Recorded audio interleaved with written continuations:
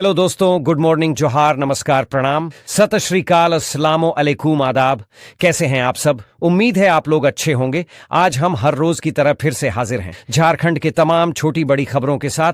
खबरों को शुरू करने से पहले अभी तक आपने B2B news Jharkhand news channel को सब्सक्राइब नहीं किया है तो सब्सक्राइब कर दीजिए ताकि झारखंड में होने वाली तमाम छोटी बड़ी खबरों से खुद को अपडेट रखें और जानकारी से अवगत हो सकें। तो चलिए बात करते हैं आज के तमाम छोटी बड़ी खबरों पर नजर डाल। निजी अस्पताल की मनमानी पर अब राज्य सरकार ने एक बड़ा फैसला लिया है। अक्सर देखा जाता है कि अस्पताल शव को बंधक बना लेते हैं और पैसे की डिमांड करते हैं, लेकिन अब ऐसा नहीं कर सकेंगे। राज्य के स्वास्थ्य विभाग ने आदेश जारी किया। इसकी जानकारी खुद स्वास्थ्य मंत्री ने दी है। अपने सोशल मीडिया अकाउंट पर लिखा कि अब कोई भी अस्पताल शव को बंधक नहीं रख सकेगा। ऐसा करने पर कानूनी कार्रवाई की जा सकती है। उन्होंने आगे लिखा, झारखंड के स्वास्थ्य मंत्री पद की शपथ लेते ही एक बड़ी घोषणा की थी। किसी भी परिस्थिति में मृतक का शव निजी अस्पतालों में रोक करके नहीं रखा जाएगा। हर हाल में शव परिजनों को सौंपना अनिवार्य होगा। इस फैसले ने राज्य के हजारों परिवारों को राहत पहुंचाई है। असमय अपनों को खोने वाले परिजनों के लिए यह निर्णय एक बड़ी संबल और सहारा बनकर सामने आया है। इस संबंध में विभागीय आदेश जारी कर दिया गया है। उन्होंने कहा कि वह बाद में मंत्री है, पहले एक डॉक्टर है। एक डॉक्टर होने के नाते मरीजों और उनके परिजनों के दुख, दर्द और पीड़ा को भलीभांति समझ सकते हैं।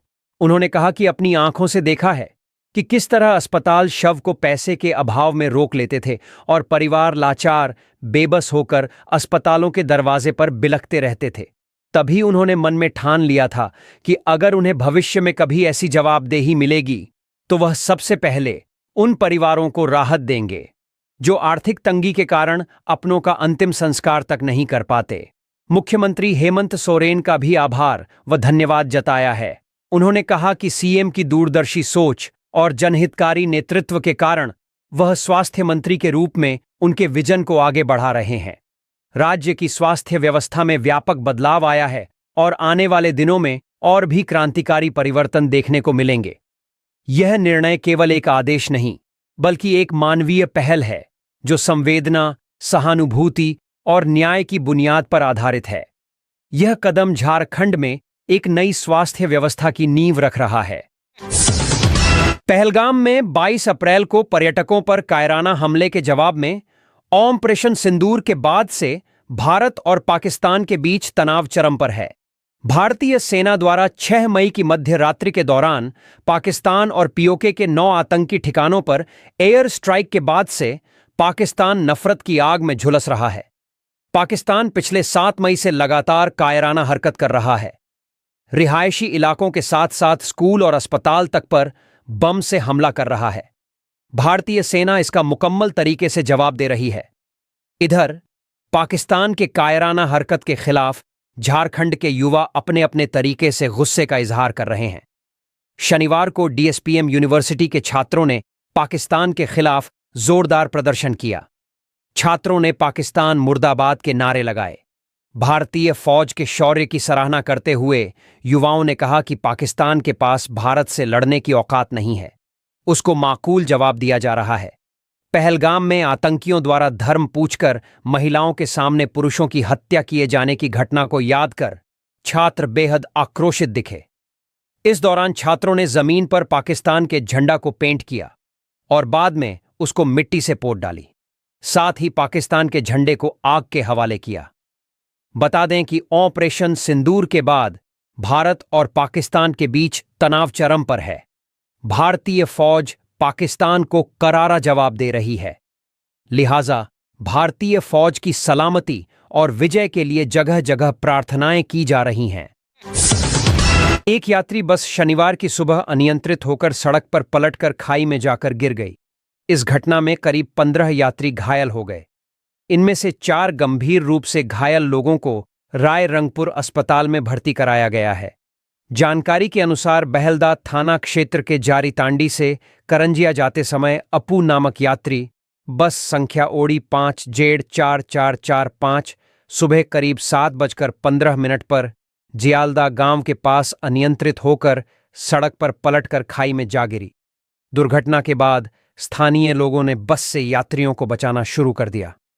सूचना मिलने पर बहलदा थाना प्रभारी भास्कर प्रधान मौके पर पहुंचे और अन्य पुलिसकर्मियों व स्थानीय लोगों की मदद से घायलों को एम्बुलेंस से रायरंगपुर अस्पताल पहुंचाया। डिप्टी कलेक्टर सौम्य रंजन प्रधान के साथ एडीएम भी वहां पहुंचे। बस में लगभग 30 से अधिक यात्री सवार थे। घायल यात्रियों का रायरंगपुर अस्पताल में प्राथमिक उपचार किया गया, जबकि 3 महिलाएं रायरंगपुर अस्पताल में भर्ती हैं। अन्य 2 यात्रियों में चित्रसेन दलाई और विकास दलाई की हालत गंभीर होने के कारण उन्हें बारीपदा जिला मुख्यालय अस्पताल में स्थानांतरित कर दिया गया। रायरंगपुर अस्पताल में भर्ती महिलाओं में सगड़भंगा गांव निवासी यशोदा मुंडा 25, पद्मिनी सिंह 50 तथा कॉलेज छात्रा सबिता सोरेन, लखिया मुर्मू 19, कपूरा सारेन 12 हैं। विजय बासा गांव के बस चालक कन्हई महाकुड़ और हेल्पर सुनापोशी गांव के सानंदा पात्रा को भी रायरंगपुर अस्पताल में भर्ती कराया गया है। बहलदा थाना पुलिस ने दुर्घटनाग्रस्त बस को जब्त कर लिया है। सूचना के बाद मयूरभंज सांसद नवचरण मांझी और रायरंगपुर विधायक जलेन नायक रायरंगपुर अस्पताल पहुंचे और घायलों के इलाज के संबंध में जानकारी ली। दुर्घटना के बारे में पूछे जाने पर चालक ने बताया कि बस को शुक्रवार रात वाहन मालिक ने किराए पर दिया था। नींद आने के कारण उसने बांस पर नियंत्रण खो दिया और यात्री बस दुर्घटनाग्रस्त हो गई।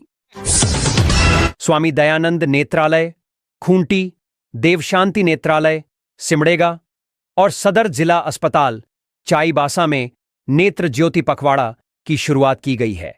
यह अभियान विश्व जागृति मिशन के संस्थापक सुधांशु जी महाराज के 70वें जन्मदिन के उपलक्ष्य में चलाया जा रहा है। इस अभियान के तहत अब तक कुल 105 मोतियाबिंद मरीजों की निःशुल्क सर्जरी की जा चुकी है। ऑपरेशन में डॉ दीपक लकड़ा, रिम्स रांची, डॉ समूवेल मधुरई, डॉ समीर और शंकर नेत्रालय की टीम ने भाग लिया। सभी मरीजों को निःशुल्क भोजन और नए वस्त्र भी दिए गए। ऑपरेशन कराने वालों में 56% महिलाएं, 43% पुरुष और 7% बच्चे शामिल हैं। विभिन्न समुदायों के लोगों ने इस सुविधा का लाभ उठाया है। डॉक्टर निर्मल सिंह, स्वामी दयानंद नेत्रालय के निदेशक ने बताया कि यह अभियान 2 मई से 15 मई तक चलेगा। साथ ही हर सप्ताह मंगलवार, बुधवार और शुक्रवार को खूंटी में मोतियाबिंद का मुफ्त ऑपरेशन जारी रहेगा। यह सेवा राष्ट्रीय अंधता नियंत्रण कार्यक्रम, प्रधानमंत्री आयुष्मान योजना और विश्व जागृति मिशन के सहयोग से संचालित हो रही है। डॉ सिंह ने लोगों से इस योजना का अधिक से अधिक लाभ उठाने की अपील की है। झारखंड में प्रतियोगी परीक्षाओं का विवाद हर बार की तरह इस बार भी कोर्ट रूम तक जा पहुंचा है। ऐसे में एक और युवा इंतजार में हैं कि झारखंड में निष्पक्ष तरीके से परीक्षा हो, तो वही जेएसएस सीजीएल की गुत्थी है कि सुलझने का नाम नहीं ले रही है। हालांकि मामले की जांच कर रही सीआईडी की कमेटी ने इस मामले में कई नए खुलासे किए हैं। सीआईडी ने बताया है कि परीक्षा से पहले अभ्यर्थियों को नेपाल के वीरगंज ले जाकर जवाब रटवाए गए थे। जिन आरोपियों को पकड़ा गया है, उन्होंने ही परीक्षा से पहले सभी अभ्यर्थियों को इकट्ठा कर सवालों के जवाब रटवाए थे। हालांकि मामले की जांच अभी भी हो रही है। इसके अलावा भी सीआईडी ने कई खुलासे किए हैं, जिसमें यह भी पता चला है कि एक ही फोन नंबर पर गूगल पे के जरिए अभ्यर्थियों से 50,000 से ज्यादा की राशि ट्रांसफर की गई थी। ये राशि साल 2024 के 14 दिसंबर को भेजी गई थी। बता दें कि जेएसएससी की परीक्षा साल 2024 में 21 और 22 सितंबर को 3 बैठक में हुई थी। वहीं इस मामले में अब तक जिनकी गिरफ्तारी हुई है, उनमें कुंदन कुमार उर्फ मंटू, जो औरंगाबाद के ओबरा का निवासी है और आईआरबी 8 गोड्डा का जवान अभी गोड्डा में पदस्थापित है, रोबिन कुमार जो गिरिडीह के खैरवानी का निवासी है और आईआरबी 8 गोड्डा का जवान बोद्दा पिकेट चंदवा लातेहार में प्रतिनियुक्त है, अखिलेश कुमार जो कोडरमा के सेहास का निवासी है और आईआरबी 8 गोड्डा का जवान बोद्दा पिकेट चंदवा लातेहार में प्रतिनियुक्त हैं, गौरव कुमार जो चतरा के खुटीकेवाल का निवासी है और आईआरबी 8 गोड्डा का जवान बोद्दा पिकेट चंदवा में प्रतिनियुक्त है, अभिलाष कुमार जो गिरिडीह के पेहरा का निवासी है और आईआरबी 8 गोड्डा का जवान हुम्बू पिकेट हेरहंज लातेहार में प्रतिनियुक्त है, राम निवास राय औरंगाबाद के वेदाही का निवासी है और असम राइफल्स का जवान अभी पंजाब के लुधियाना में पदस्थापित है, निवास कुमार राय औरंगाबाद के वेदाही का निवासी है और रामगढ़ जिले में होमगार्ड का जवान है।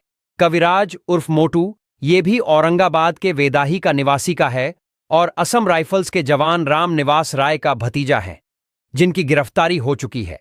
बताते चलें कि जेएसएससी सीजीएल की परीक्षा पिछले साल 21 और 22 सितंबर को हुई थी, जिसके बाद पेपर लीक की खबरें सामने आई थीं।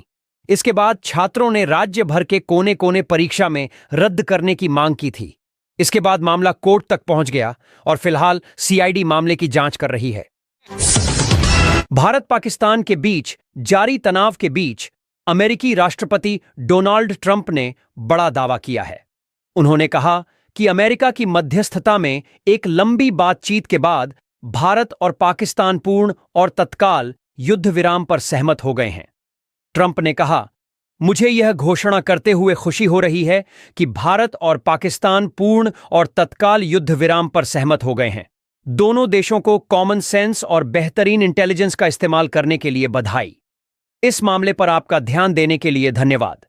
इशाक डार ने की पुष्टि। वहीं पाकिस्तान के विदेश मंत्री इशाक डार ने भी इसकी पुष्टि की है। उन्होंने इसको लेकर एक्स पर कहा, पाकिस्तान और भारत ने तत्काल प्रभाव से युद्ध विराम पर सहमति जताई है। पाकिस्तान ने हमेशा अपनी संप्रभुता और क्षेत्रीय अखंडता से समझौता किए बिना क्षेत्र में शांति और सुरक्षा के लिए प्रयास किया है। अमेरिकी विदेश मंत्री का बयान। वहीं अमेरिकी विदेश मंत्री मार्को रूबियो ने ट्वीट किया, पिछले 48 घंटों में उपराष्ट्रपति वेंस और मैंने वरिष्ठ भारतीय और पाकिस्तानी अधिकारियों से बातचीत की है, जिनमें प्रधानमंत्री नरेंद्र मोदी और शहबाज शरीफ, विदेश मंत्री सुब्रमण्यम जयशंकर, सेना प्रमुख असीम मुनीर और राष्ट्रीय सुरक्षा सलाहकार अजीत डोभाल और असीम मलिक शामिल हुए। मुझे यह घोषणा करते हुए खुशी हो रही है कि भारत और पाकिस्तान की सरकारें तत्काल युद्ध विराम और तटस्थ स्थल पर व्यापक मुद्दों पर बातचीत शुरू करने पर सहमत हो गई हैं। हम शांति का मार्ग चुनने में प्रधानमंत्री मोदी और शरीफ की बुद्धिमत्ता, विवेक और राजनीति कौशल की सराहना करते हैं। 5 बजे से लागू हुआ युद्ध विराम। विदेश सचिव विक्रम मिस्री ने कहा, पाकिस्तान के सैन्य संचालन महानिदेशक डीजीएमओ ने आज दोपहर 3:30 बजे भारतीय डीजीएमओ को फोन किया। उनके बीच यह सहमति बनी कि दोनों पक्ष भारतीय मानक समयानुसार 5 बजे से जमीन, हवा और समुद्र में सभी तरह की गोलीबारी और सैन्य कार्रवाई बंद कर देंगे। आज दोनों पक्षों को इस सहमति को लागू करने के निर्देश दिए गए हैं। सैन्य संचालन महानिदेशक 12 मई को 12 बजे फिर से बात करेंगे। भारत और पाकिस्तान के बीच गोलीबारी और सैन्य कार्रवाई रोकने के लिए दोनों देशों के बीच सीधे तौर पर बातचीत हुई। आज दोपहर पाक डीजीएमओ ने बातचीत की पहल की, जिसके बाद चर्चा हुई और सहमति बनी। किसी अन्य मुद्दे पर किसी अन्य स्थान पर बातचीत करने का कोई निर्णय नहीं हुआ। भारत पाक में सैन्य कार्रवाई रोकने पर बनी सहमति। जयशंकर विदेश मंत्री एस जयशंकर ने एक्स पर पोस्ट कर कहा, भारत और पाकिस्तान ने आज गोलीबारी और सैन्य कार्रवाई रोकने पर सहमति बनाई है। भारत ने आतंकवाद के सभी रूपों और अभिव्यक्तियों के खिलाफ लगातार दृढ़ और अडिग। हजारीबाग के कुछ इलाकों में धारा 163 यानी निषेधाज्ञा लागू की गई है। यह निषेधाज्ञा कल यानी 11 मई के लिए लागू की गई। हजारीबाग डीसी नैन्सी सहाय और पुलिस कप्तान अरविंद कुमार के आदेश पर सदर एसडीएम ने संबंधित अधिसूचना जारी कर दी है।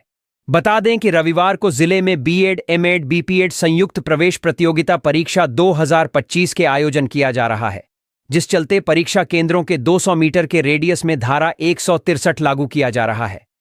जिन परीक्षा केंद्रों के आसपास लगाया गया धारा 163 Ananda college Hazaribagh, inter science college Hazaribagh, Gyan Jyoti college of pharmacy, Sant Stephen school, Amrit Nagar high school, DAV public school, Mountfort school Hazaribagh, Ananda high school Hazaribagh, Sant Robert girls high school Hazaribagh, Sant Columbus collegiate school, Sant Robert high school, Bihari girls high school Hazaribagh, Hindu +2 high school Hazaribagh निषेधाज्ञा के दरमियान नहीं कर सकते। ये काम परीक्षा केंद्र के 100 मीटर की परिधि के अंदर परीक्षार्थी को छोड़कर अन्य व्यक्तियों की प्रवेश पर प्रतिबंध रहेगी। परीक्षा केंद्र के इर्द गिर्द घातक हथियार, लाठी आग्नेयास्त्र इत्यादि लेकर घूमने पर प्रतिबंध रहेगी। परीक्षा केंद्र में बुक, नोटबुक, पेपर, मोबाइल या अन्य वस्तुएं, इलेक्ट्रॉनिक गैजेट अंदर ले जाने पर प्रतिबंध रहेगी। लाउडस्पीकर आदि पर प्रतिबंध रहेगी। यह निषेधाज्ञा आदेश दिनांक 11 मई 2025 को परीक्षा की समाप्ति तक सभी केंद्र पर लागू रहेगा। यह आदेश परीक्षा केंद्र पर लगे सरकारी पदाधिकारी, पुलिस पदाधिकारी, कर्मी पर लागू नहीं होगा। यह आदेश परीक्षा केंद्र पर लगे सरकारी पदाधिकारी, पुलिस पदाधिकारी, कर्मी पर लागू नहीं होगा। पाकिस्तान के साथ तनाव के बीच प्रधानमंत्री नरेंद्र मोदी ने शनिवार को एक उच्च स्तरीय बैठक की। दिन भर बैठकों का दौर चलता रहा। बैठक में पश्चिमी सीमा पर तनाव के बाद उपजे हालात की समीक्षा की गई। यह बैठक ऐसे समय में की गई जब भारतीय वायुसेना ने पाकिस्तान के 8 सैन्य ठिकानों पर हमला कर पाकिस्तान के रडार यूनिट, एयरबेस और हथियार डिपो को नष्ट कर दिया। इस बैठक में रक्षा मंत्री राजनाथ सिंह, राष्ट्रीय सुरक्षा सलाहकार Ajit Doval, chief of defence staff Anil Chauhan, थल सेना प्रमुख उपेंद्र द्विवेदी, वायुसेना प्रमुख एपी सिंह और नौसेना प्रमुख शामिल हुए। बैठक में मौजूदा सुरक्षा हालात की समीक्षा की गई। पहलगाम हमले के बाद भारत ने 7 मई को पाकिस्तान के आतंकी समूहों के 9 ठिकानों पर मिसाइल और ड्रोन से हमला किया। इस हमले में लगभग 100 आतंकी मारे जाने की बात कही जा रही है। भारत की कार्रवाई के बाद पाकिस्तान लगातार भारतीय क्षेत्र में ड्रोन और हवाई हमले की कोशिश कर रहा है। भारतीय सेना पाकिस्तान के सभी हमलों को नाकाम कर रही है। बीती रात भी पाकिस्तान के भारत के कई सैन्य प्रतिष्ठान पर हमले की कोशिश की। पाकिस्तानी कार्रवाई के जवाब में भारतीय सेना के पाकिस्तान पर ड्रोन और मिसाइल हमला कर भारी नुकसान पहुंचाया। शर्तों के साथ भारत ने पाकिस्तान के साथ किया सीज फायर। पाकिस्तान के साथ तनाव को देखते हुए प्रधानमंत्री लगातार हालात पर नजर बनाए हुए थे और जरूरी निर्देश दे रहे थे। प्रधानमंत्री पहले ही भारतीय सेना को कार्रवाई की खुली छूट दे चुके थे। ऑपरेशन सिंदूर के बाद पाकिस्तान की ओर से पिछले कुछ दिनों से भारत के सैन्य ठिकानों पर निशाना बनाने की कोशिश की, लेकिन भारत के जवाबी कार्रवाई में पाकिस्तान को भारी नुकसान उठाना पड़ा। भारत पाकिस्तान के बीच बढ़ते तनाव को देखते हुए अंतर्राष्ट्रीय स्तर पर इसे दूर करने का प्रयास जारी रहा। शनिवार को अमेरिका के विदेश मंत्री ने भारतीय समकक्ष एस जयशंकर और पाकिस्तान के सेना प्रमुख आसिफ मुनीर से बातचीत की। सूत्रों का कहना है कि भारत ने अमेरिकी विदेश मंत्री को साफ कहा कि भारत किसी आतंकी गतिविधि को बर्दाश्त नहीं करेगा और भविष्य में अगर भारत में आतंकी हमला होता है तो उसे युद्ध मानकर कार्रवाई करेगा। भारत के हमलों से परेशान पाकिस्तान लगातार अमेरिका से सीज फायर के लिए गुहार लगा रहा था। अमेरिका की ओर से दोनों देशों के प्रधानमंत्री, विदेश मंत्री और एनएसए प्रमुख से बातचीत की गई और सीज फायर पर सहमति बनी। शाम को पाकिस्तान के विदेश मंत्री की घोषणा के बाद भारत के विदेश सचिव ने भी शनिवार शाम 5 बजे से सीज फायर की घोषणा की। दोनों देशों के director general of military on operation DGMO की 12 मई को बातचीत होगी। झारखंड उच्च न्यायालय के न्यायाधीश सह झालसा के कार्यपालक अध्यक्ष सुजित नारायण प्रसाद ने लोहरदगा न्याय मंडल से आज शनिवार को राष्ट्रीय लोक अदालत का वर्चुअल उद्घाटन किया। इसके बाद रांची सिविल कोर्ट में राष्ट्रीय लोक अदालत का उद्घाटन दीप प्रज्वलित कर किया गया। बतौर मुख्य अतिथि न्यायायुक्त अनिल कुमार मिश्रा, एक फैमिली कोर्ट के प्रिंसिपल जज एसएस फातमी समेत अन्य उपस्थित थे। न्यायायुक्त अनिल कुमार मिश्रा ने कहा कि वादों, मामलों के त्वरित निष्पादन में अधिवक्ताओं और मध्यस्थों की भूमिका अहम होती है। राष्ट्रीय लोक अदालत वादकारियों के लिए सुलभ और निःशुल्क न्याय पाने का एक माध्यम है। इसमें कुल लंबित मामले 34,666 और प्री लिटिगेशन के 2,93,638 मामलों का निपटारा किया गया। 1,33,69,90,987 रुपए का सेटलमेंट किया गया। राष्ट्रीय लोक अदालत के लिए 58 बेंच का हुआ था गठन। रांची डालसा जिला विधिक सेवा प्राधिकार के सचिव रवि कुमार भास्कर ने बताया कि राष्ट्रीय लोक अदालत के सफल आयोजन के लिए न्यायिक दंडाधिकारियों के लिए 39 एवं कार्यपालक दंडाधिकारियों के लिए 19 बेंच का गठन किया गया। न्यायिक दंडाधिकारियों, बैंक, इंश्योरेंस कंपनी के प्रतिनिधियों, पुलिस प्रशासन एवं जिला प्रशासन के साथ पूर्व में बैठकें की गई थीं। इसके बाद वादकारियों को पुलिस प्रशासन के साथ समन्वय स्थापित कर अधिक से अधिक नोटिस भेजा गया ताकि वे अपने मामलों का निबटारा करा सकें। पीड़ितों के बीच मुआवजा राशि का वितरण राष्ट्रीय लोक अदालत में लाभुकों के बीच न्यायायुक्त अनिल कुमार मिश्रा ने चेक का वितरण किया।